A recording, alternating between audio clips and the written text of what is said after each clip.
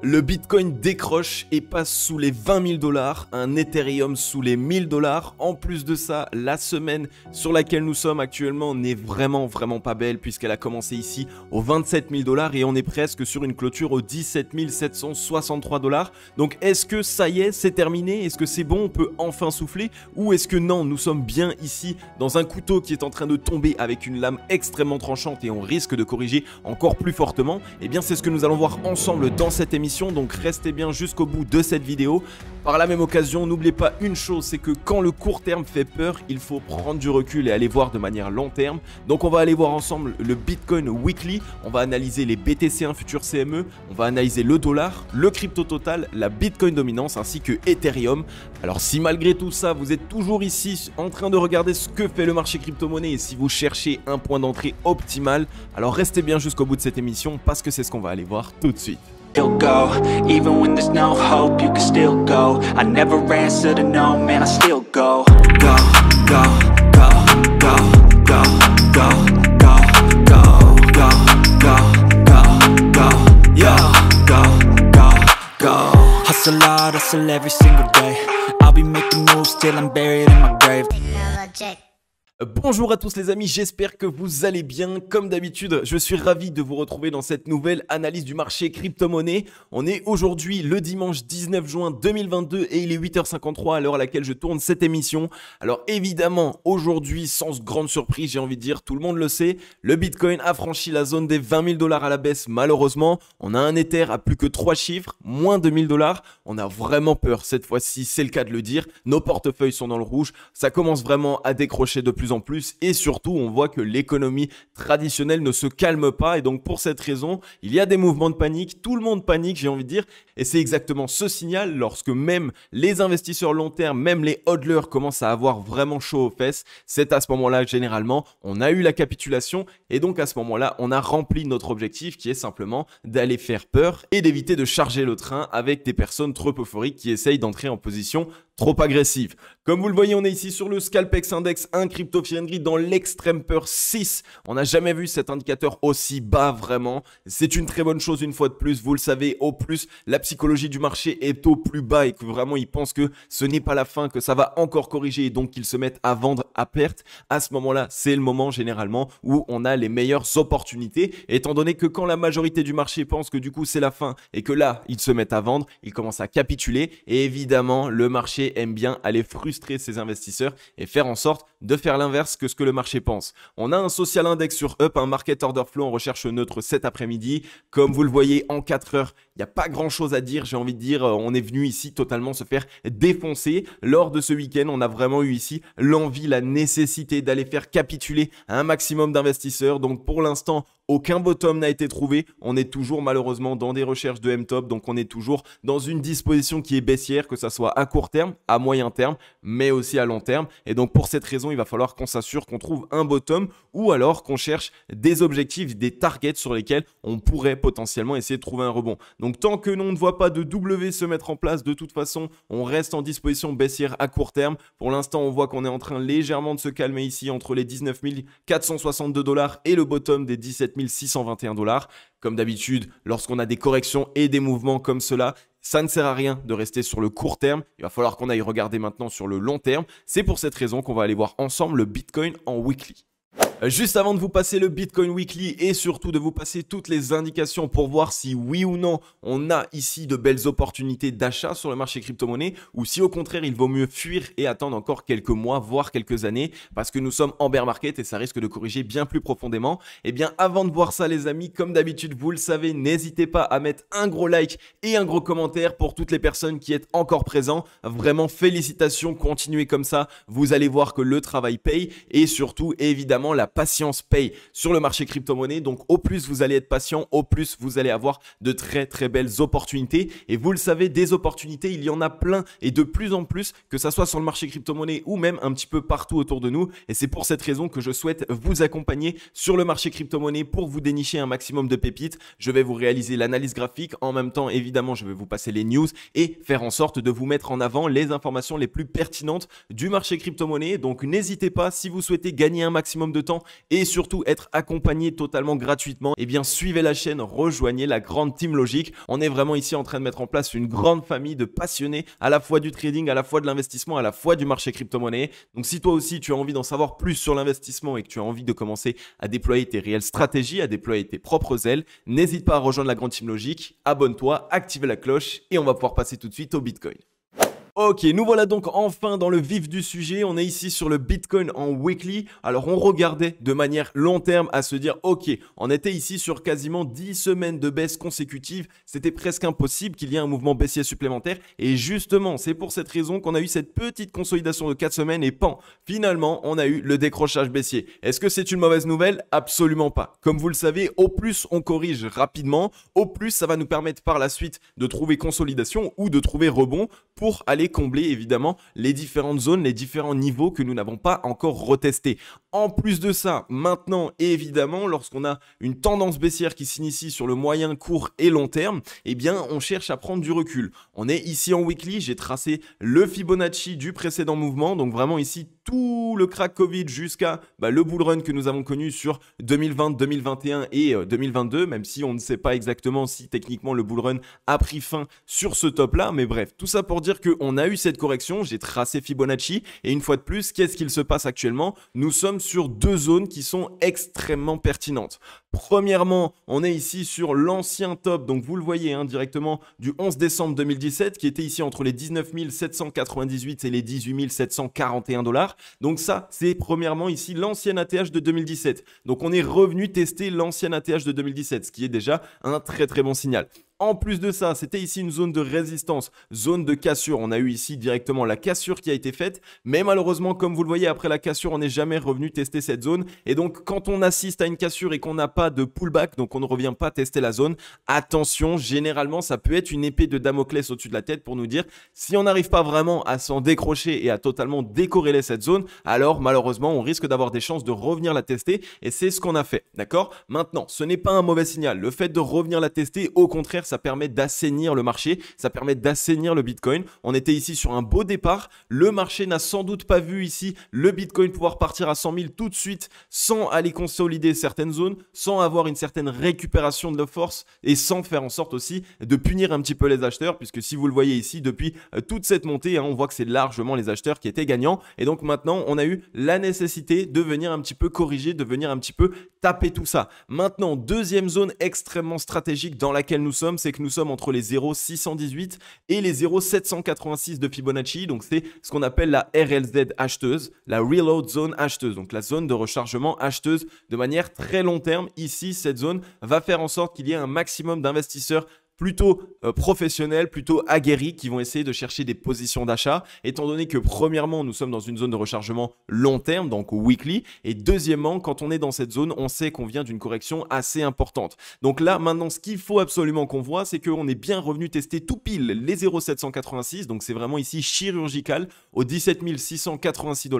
Si sur cette journée, donc on est aujourd'hui dimanche, si on arrive à ravaler légèrement de la mèche et à clôturer à minima au-dessus des 0,786, on reste dans un bon signal. Tant qu'on n'arrive pas à avoir une clôture de chandelier japonais en dessous des 0,786, alors il y a des possibilités de se mettre à ranger, à consolider dans cette zone de rechargement acheteuse, et donc ça permettrait au whale ainsi qu'à différents fonds de gestion et à pas mal de gros portefeuilles de essayer ici d'avoir des positions d'achat, d'accumuler des positions d'achat et surtout d'accumuler un petit peu toute la vente des investisseurs qui vont avoir peur et qui vont commencer à vendre lorsqu'on reviendra à nouveau au contact de cette zone. Donc ça peut faire quelque chose comme ça, on revient tester cette zone, on refait un rebond, tout le monde se dit ok c'est le moment, finalement non, et on crée de la peur autour de cette zone tout simplement pour rentrer maintenant en zone d'accumulation. On a eu du coup la phase de distribution sur le marché crypto, entre ce top ici, ça a été une phase de distribution, donc les whales ont distribué leur position qui était longue à la base aux personnes qui étaient un petit peu trop euphoriques, au retail et aux personnes qui se sont dit ok, un Bitcoin à 100K, on peut largement le voir, et finalement on le voit, on est parti totalement de l'autre côté. Et donc maintenant, une fois qu'on a eu cette correction et surtout qu'on a assisté à la capitulation de la part de la majorité des investisseurs, eh bien à ce moment-là, on rentre dans une phase d'accumulation dans laquelle ils vont commencer à accumuler petit à petit des positions d'achat. Donc ces deux zones ici, ces deux zones de support long terme extrêmement intéressantes et surtout extrêmement pertinentes. Si on arrive à clôturer weekly autour de cette zone, alors on a des chances potentiellement d'essayer ici de se mettre à consolider, à récupérer de la force et potentiellement à essayer d'absorber les liquidités vendeuses. Si on regarde maintenant au niveau du ratio long short, comme vous le voyez en weekly, on est totalement déchargé. On est de nouveau dans la zone de survente. Sur le ratio long short, vous le voyez, la zone de survente n'a été atteinte que 3 fois. On a été ici une première fois le 16 février 2015, ici une deuxième fois en 2018 et ensuite ici directement le 6 juin 2022, là où nous sommes directement. Donc là, pareil, ça nous montre encore une fois de plus que le signal du bottom est vraiment extrêmement proche, qu'on n'est vraiment pas loin ici de trouver un bottom et donc de trouver potentiellement un rebond. Et de plus, surtout, le fait d'être ici en zone de survente, ça nous montre que les vendeurs n'ont plus de force. Ça veut dire qu'ils se sont épuisés, qu'ils ont utilisé ici toute la force dont ils disposaient pour nous rejeter des 70K jusqu'à ici les 17 630 $, ce qui là encore est un très bon signal puisque vous le savez, si les vendeurs sont essoufflés et qu'ils n'ont plus de force, alors ils ne pourront pas continuer ici de pousser le prix à la baisse. On risque dans tous les cas d'avoir la nécessité de trouver une consolidation avant par la suite de trouver une certaine décision qui sera soit vendeuse et donc là à ce moment-là on aura le décrochage baissier, soit acheteuse évidemment et donc à ce moment-là on aura une récupération haussière. Donc voilà un petit peu pour le Bitcoin weekly. On n'est pas dans de mauvaises indications à proprement parler. Évidemment, pour l'instant, ça reste baissier. On n'a pas de confirmation haussière ni de confirmation de retournement haussière. Mais si on arrive à tenir ces 0,786 et cette ancienne zone de support, donc l'ancienne ATH, à ce moment-là, on reste dans une disposition qui est plutôt bonne. Au niveau du ruban, pour l'instant, il est toujours très petit. Il est toujours à plat. Donc vraiment, si il venait à y avoir un mouvement excessif,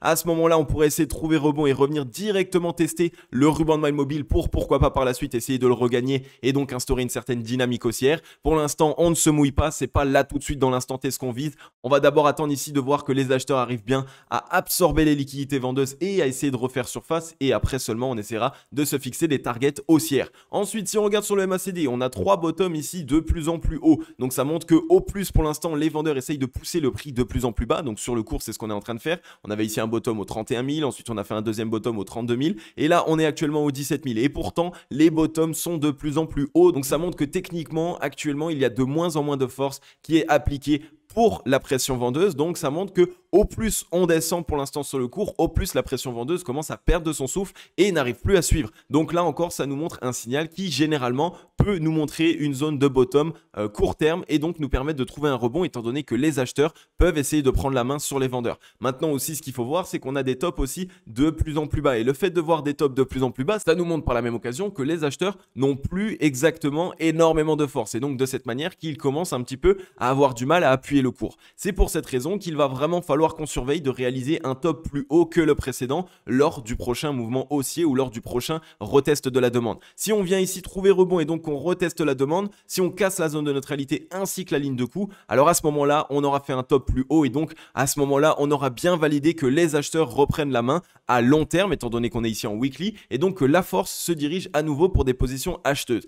Inversement, si on revient juste tester la zone de neutralité et qu'on n'arrive pas à faire un top plus haut et là qu'on dessine un M-top, attention, ça pue totalement et là on risque de totalement corriger encore plus profondément. Donc là, ici à court terme, je pense que dans tous les cas, on risque ici de commencer à trouver potentiellement une zone de consolidation. Je ne vous dis pas qu'on trouvera un rebond ici tout de suite, je vous dis simplement qu'on risque de consolider. Les vendeurs ont très peu de force. Maintenant, tout ce qu'il va falloir qu'on s'assure, c'est qu'on arrive à racheter un minimum de ce chandelier japonais sur cette journée. Donc si aujourd'hui on rachète un petit peu de la mèche, alors on peut se dire ok, sur la semaine prochaine, on risque bien de trouver cette consolidation et inversement, si ici on a un chandelier japonais qui est plein de la part des vendeurs, alors on peut se dire que sur le début de semaine prochaine, on pourrait faire une frayeur, laisser traîner une petite mèche, la fameuse mèche de capitulation qui irait toucher 15 000 $, pourquoi pas, et après il faudrait absolument qu'on surveille, qu'on arrive à tester et surtout à sauver en clôture les 0,786. Pour rappel, si jamais on quitte la zone de rechargement acheteuse long terme ici, si on la quitte à la baisse et donc on clôture weekly en dessous, directement malheureusement l'objectif ce serait les 1 de Fibonacci qui nous ramènerait ici du coup à la mèche du crack Covid aux 3 907 $. Alors là encore, aucune panique à avoir dans un instant T, on n'a pas la force nécessaire pour le faire, on n'a pas du tout la nécessité de le faire par la même occasion étant donné que vous le savez, le Bitcoin ainsi que le marché crypto-monnaie en termes fondamentaux, ils sont toujours extrêmement bons, on n'a pas eu de changement là-dessus, on a toujours le même objectif. Donc pour les personnes qui savent pourquoi est-ce qu'ils investissent dans Bitcoin, alors vous savez que pour l'instant les fondamentaux n'ont pas changé et donc on reste sur quelque chose d'extrêmement crédible.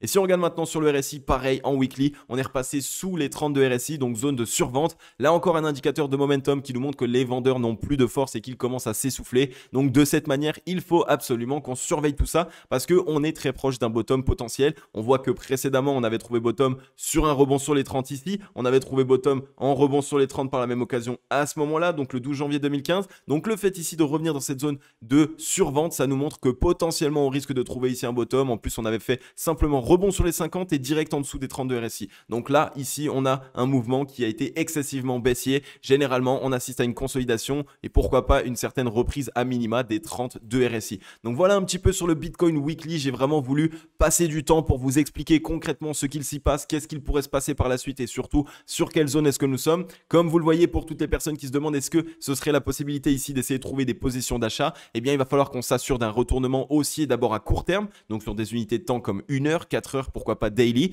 et ensuite par la suite on va pouvoir essayer de se mettre avec des positions un petit peu plus importantes pour faire en sorte évidemment d'optimiser notre point d'entrée et donc faire en sorte de gagner un maximum. Donc déjà si tu as kiffé cette petite analyse du Bitcoin, n'hésite pas à mettre un gros like, fais-moi chauffer tout ça et on va aller voir directement ensemble le dollar. Bien, si on doit absolument passer un indicateur pour s'assurer que le Bitcoin puisse trouver un bottom, évidemment, c'est le dollar. Étant donné que le dollar, lorsqu'il prend en force, eh bien, la paire du Bitcoin contre le dollar va perdre en force. Et inversement, lorsque le dollar perd en force, eh bien, la paire contre le dollar du Bitcoin va gagner en force. Donc, qu'est-ce que ça nous dit? Ça nous dit simplement que le Bitcoin, pour qu'il puisse connaître des tendances haussières saines et qu'il puisse essayer de retrouver de la force acheteuse, eh bien, il a la nécessité de voir le dollar corriger. Et inversement, évidemment, si le dollar, lui, part très fortement à la hausse, généralement, c'est pas bon signe pour le Bitcoin et donc il n'arrive pas à trouver ici une tendance haussière saine. Je vous l'avais déjà montré, on était ici sur quelque chose de très parabolique sur le dollar. Donc on a cette parabole ici qui s'est mise en place qui nous montre qu'on a eu un mouvement excessivement haussier. On est en train en weekly peut-être de mettre en place un M-top, ce qui serait un très bon signal pour le Bitcoin à court terme, moyen terme ainsi que long terme parce qu'on est ici en weekly. Et donc si ce M-top se met en place, alors ça ferait corriger le dollar potentiellement sur presque un an. On arriverait ici en fin d'année 2022 pour aller rechercher premièrement les 0,382 qui nous ramènerait, allez, on va dire ici à peu près en août 2022. Et après, si jamais on cède les 0,382, eh bien on reviendrait dans la zone de rechargement acheteuse qui, elle, pourrait être recherchée en fin d'année 2022. Donc ça laisserait potentiellement largement le temps au Bitcoin d'essayer de trouver une certaine reprise haussière et surtout de regagner en force. En plus de ça, on n'est pas en train de manquer du souffle ici sur une zone au hasard. On est dans la zone ici qui, dans le passé, nous avait tout le temps rejeté. Ici, boum, on s'est fait défoncer. Ici, boum, on s'est fait défoncer. Donc, est-ce qu'on est ici sur le troisième retest pour par la suite encore se faire totalement rejeter? Eh bien, on espère évidemment pour voir un Bitcoin pouvoir repartir à la hausse. Il va falloir qu'on surveille l'ouverture de lundi. Si on arrive bien à clôturer ici sur un M-top, donc avec cette mèche ici qui a été totalement revendue et l'ouverture de la semaine prochaine qui est plutôt baissière, alors à ce moment-là, on a de grandes chances de venir matérialiser ce fameux M-top. Et pour totalement le valider, pour s'assurer que le dollar risque de corriger et donc potentiellement d'une reprise du Bitcoin, il faudra attendre la cassure de la ligne de coût qui se trouve ici au 101,560 points. Si jamais on casse cette ligne, alors à ce moment-là, on a le retour au 0,382 immédiatement à minima et après même par la suite, si jamais, on pourrait revenir chercher la zone de rechargement acheteuse qui offrirait largement la possibilité au Bitcoin de trouver un rebond à court terme.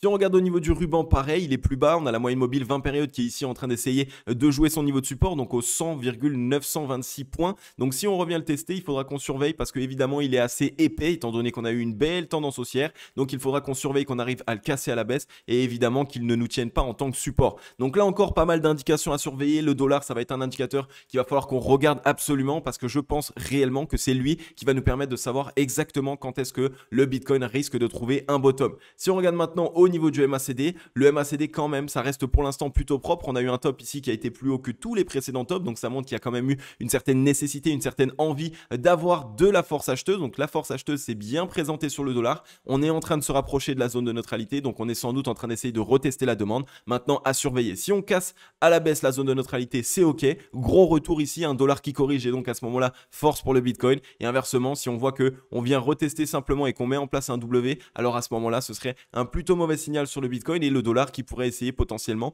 de mettre un W sur cette zone de résistance et donc repartir fortement. Donc là encore, le dollar, mettez-le dans votre watchlist, surveillez-le tous les jours, il est extrêmement important. On est dans la zone de surachat depuis un certain temps, on y est rentré ici depuis le 15 novembre 2021. La zone de surachat, c'est une zone qui est extrêmement compliquée à garder, il faut vraiment beaucoup de force, donc ça risque d'être assez compliqué. On y voit un potentiel retest ici des 70 de RSI, donc Donc si on arrive à se faire rejeter sur la semaine prochaine, ça amènerait ici immédiatement un M-top, retour à minima aux 50 et en plus de ça, on aurait une épaule, tête-épaule inversée de la part du momentum, ce qui serait une très très belle figure de potentiel top sur cet actif.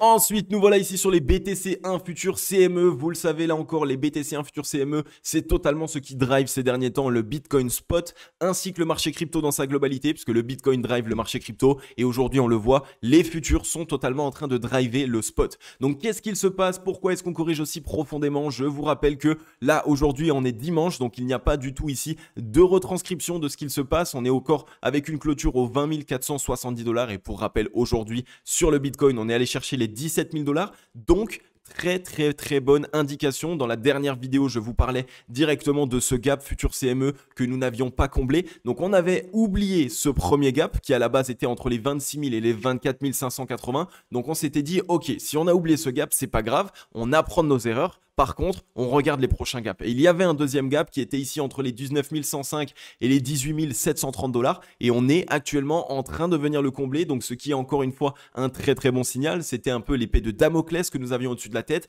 Le fait de maintenant venir le combler, qu'est-ce que ça nous montre? Ça nous montre qu'après, nous n'avons plus d'objectif baissier. Et donc, à ce moment-là, on pourrait trouver soit une consolidation, soit un espèce de rebond assez rapide pour déjà revenir tester les 28 000, presque 29 000 $, puisque on a un gap ici haussier à venir combler entre les 27 225 et les 29 040 $. Donc ça, ce serait ici la première zone qu'on pourrait revenir chercher sur un rebond.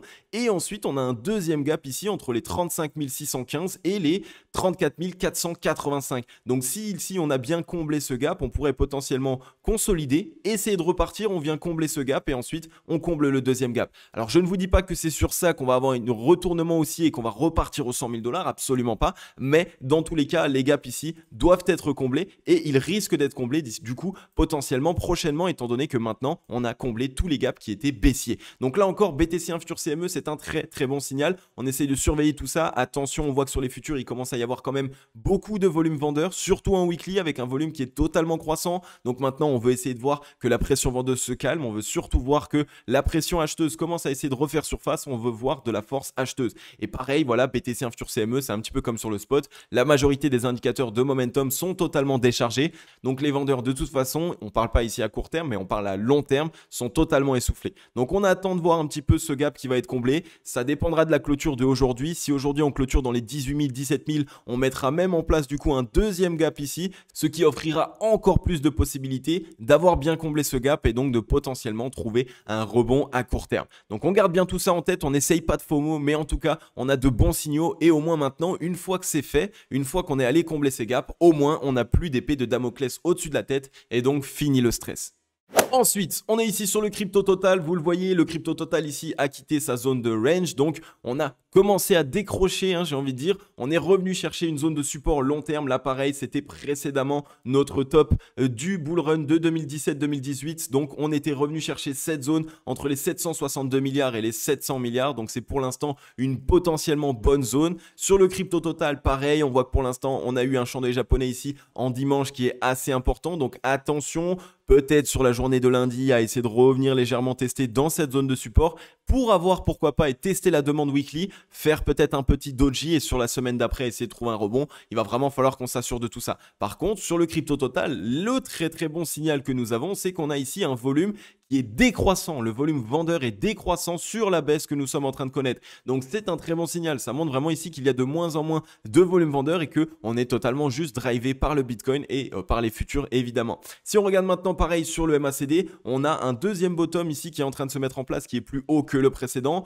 alors que pour rappel, le précédent était ici aux 1673 milliards de capitalisation. Donc, ça nous montre que la demande est en train d'être testée, mais surtout que la pression vendeuse est de moins en moins importante et la pression acheteuse, elle, est plus importante que la pression vendeuse. Donc, ce qui va se passer, c'est qu'on risque potentiellement de trouver un rebond et d'aller tester la demande sur la zone de neutralité. Soit on s'en fait rejeter et là, c'est un très mauvais signal et on risque de partir à la trappe, soit on arrive à la casser, et donc là on a un beau W qui se met en place, et donc potentiellement une reprise du momentum acheteur. Donc on est sur une zone de support très long terme, comme je vous l'ai dit, c'était ici le précédent ATH directement du bull run de 2017-2018, zone qu'on est venu casser ici en décembre 2020 de manière très franche et qu'on n'avait jamais retesté. Donc maintenant on est en train de le retester, ce qui peut être un très bon signal. Et là pareil, un petit peu comme sur le Bitcoin, tous les indicateurs de momentum sont extrêmement déchargés, donc ça montre premièrement que les acheteurs ont toute la force nécessaire pour essayer de trouver rebond, et deuxièmement que les vendeurs n'ont plus de force. Donc le crypto total, il n'est pas dans une mauvaise disposition, au contraire. Maintenant, comme vous le savez, une fois qu'on a quitté une zone de range